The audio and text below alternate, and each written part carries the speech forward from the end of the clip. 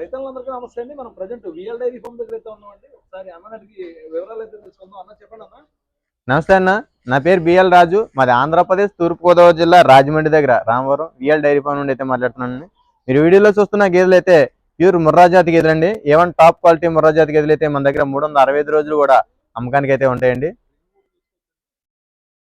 మన దగ్గర milk capacity వచ్చి రోజుకి 12 నుంచి 16 లీటర్ల మిల్క్ కెపాసిటీ గల గేదెలు 365 రోజులు కూడా అమ్మకానికి అయితే ఉంటాయండి.